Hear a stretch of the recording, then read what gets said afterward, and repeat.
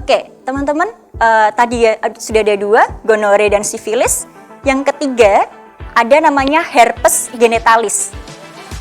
Gejalanya pada herpes genital, pertama, timbul bintik-bintik lentingan luka berkelompok, di atasnya adalah kemerahan. Kalau yang tadi si sifilis dia nggak nyeri, di herpes genitalis dia sangat nyeri. Ada pembesaran kelenjar di lipat paha, di lipat pahanya akan ada pembesaran, dia akan kenyal dan disertai gejala yang menyeluruh dan saling berhubungan atau sistematik. Herpes genital bersifat kambuhan, timbul bila ada faktor stres pikiran, hubungan seksual berlebihan, kelelahan, dan lain-lain. Umumnya, luka atau lesi atau bintil-bintilnya itu tadi tidak sebanyak dan seberat gejala pertama. Jadi kalau misalnya udah sakit herpes kambuhan, dia nggak sakit yang sesakit yang pertama. Tapi perlu diketahui bahwa penyakit herpes tidak dapat disembuhkan. Dia hanya akan sembuh sementara, kemudian dia akan muncul lagi. Terus kalau misalnya kena herpes, kenapa sih? Komplikasinya adalah dapat menjadi pintu masuk infeksi lain dan bersifat kambuhan seumur hidup. Jadi karena adanya virus si herpesnya ini tadi, maka virus lain dapat lebih mudah masuk. Jadi orangnya, si penderitanya akan lebih mudah sakit. Mirip seperti gejala HIV. Penderitanya akan lebih mudah sakit dibandingkan orang normal pada umumnya. Penyakit IMS yang keempat ada namanya kondiloma acuminata atau jengger ayam. Gejala kondiloma acuminata adalah bintil atau tonjolan berbentuk seperti kutil. Kalau yang tadi si herpes dia hanya bintil-bintil berkelompok, tapi kalau kondiloma acuminata dia benar-benar mirip seperti kutil. Terutama pada daerah yang bersifat lembab.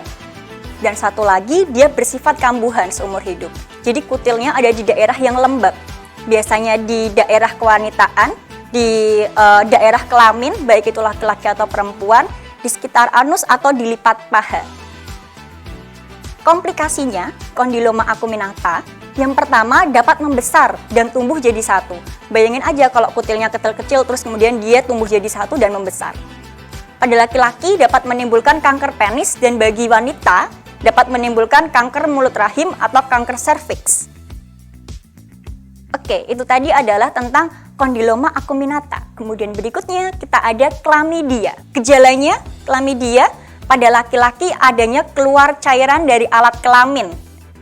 Cairannya adalah nanah, bukan sperma tapi nanah. Dia encer, bisa kental, biasanya warnanya putih kekuningan dan dapat disertai peradangan pada kulit kelamin.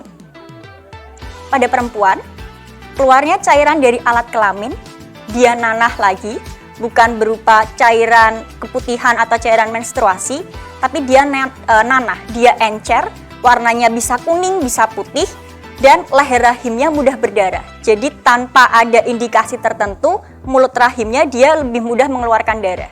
Kalau chlamydia memang kenapa sih? Jadi komplikasinya pada laki-laki sama menyebabkan kemandulan, pada perempuan dapat mengakibatkan kehamilan ektopik atau kehamilan di luar kandungan, dan juga dapat mengakibatkan kemandulan. Pada bayi baru lahir dengan ibu yang positif chlamydia, dapat menyebabkan konjungtivitas, yaitu berupa sembab, kemerahan pada salah satu atau kedua belah mata, dengan adanya cairan yang keluar dari mata. Cairannya adalah nanah yang tidak terlalu banyak dan dapat menimbulkan kebutaan pada bayi.